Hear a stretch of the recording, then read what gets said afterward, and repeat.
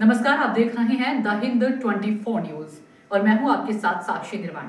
आइए नजर डालते हैं आज की कुछ बड़ी खबरों की ओर। दीघा शंकरपुर होटलियर्स एसोसिएशन के अध्यक्ष सुशांत पात्र ने पर्यटन कारोबार की दुनिया में हलचल मचा दी है। ओल्ड दीघा के राजबाड़ी कॉम्प्लेक्स को लेकर जारी विवाद पर उन्होंने कुछ प्रभावशाली लोगों पर सीधे आरोप लगाए हैं।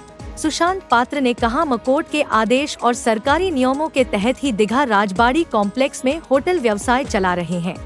1981 से हमारा होटल बलाका और संध्यादीप पूरी तरह वैध रूप से संचालित है।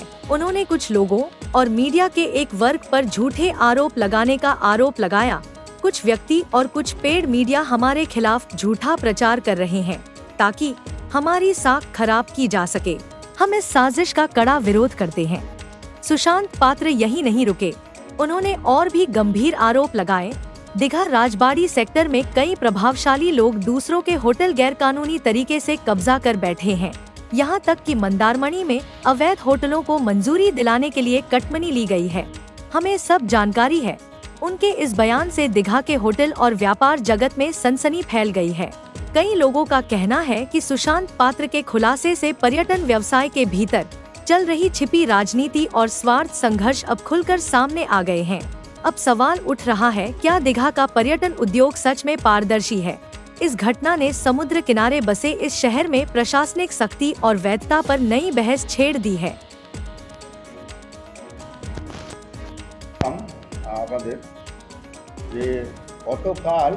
আমরা একটা মিটিং করেছিলাম। তো আপনারা অনেকেই জানেন যে দীঘাতে রাজবাড়ি সেক্টরে প্রায় 4.5 একর জমির উপরে প্রায় 54খানা হোটেল রয়েছে। 1966 সালে ওই জায়গাটা দেবেন্দ্রলাল খানের ছিল, সেই জায়গাটা ভেট হয়ে গেছে। তো পরবর্তী ক্ষেত্রে 1994 সালে ওদের পক্ষ থেকে মামলা হয়, অঞ্জলি খান মামলা করেন। মামলা করার পরে তারা জমিটা ফেরত পায়। ফেরত পাওয়ার পরে জমিটা কেনাবেচা শুরু হয়। তো ফেরত পেলেও কিন্তু রাজ্য সরকার, তখন বামফ্রন্ট সরকার, সেই জমিটাকে মিউটেশন করায়নি, শুধু কেনাবেচা হয়ে গেছিলো। আমরাও কিনেছিলাম জমি এবং কিনে হোটেলটা বানিয়েছি। কিন্তু কালকে একটা পার্টি মিডিয়া, এটা আমার ভারত এবং এটা আনন্দবাজার, এটা একটা বড় পত্রিকা বলি আমরা, ভারতবর্ষের একটা প্রথম শ্রেণীর পত্রিকা যাদের বলা হয়, তারা একটা অসত্য মিথ্যা খবর পরিবেশন করেছে। ওই জন্য আমার ডাকা আর কি। তো আমি অ্যাসোসিয়েশনের সভাপতি, দীঘা শঙ্করপুর হোটেল অ্যাসোসিয়েশনের সভাপতি।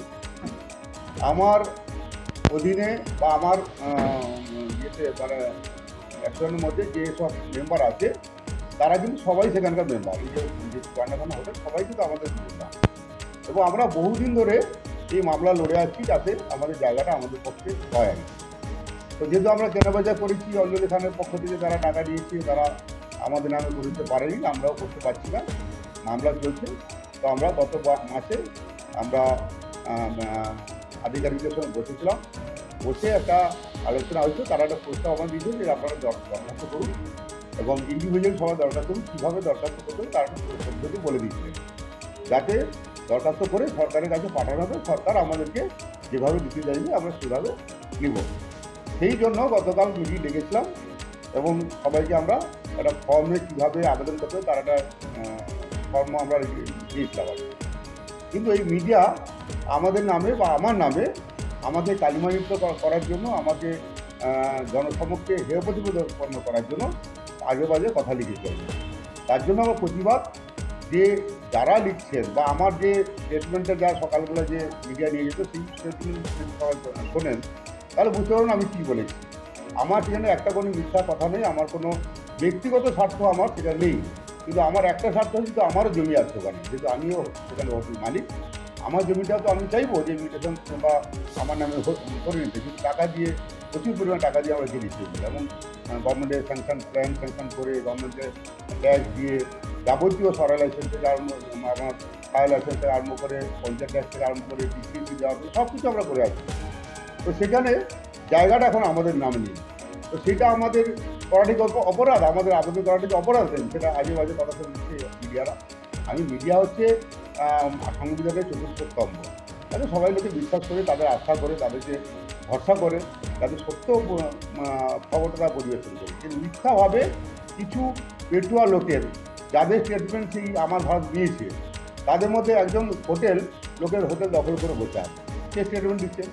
আর একজন মান্দারমণিতে ডাকাতি করেছে, মানে মান্দারমণিতে বহু যে বেআইনি হোটেল সব হয়েছে, যেটা আবার ফার্স্ট ল্যান্ডের উপরে। देखते रहिए द हिंद 24 न्यूज।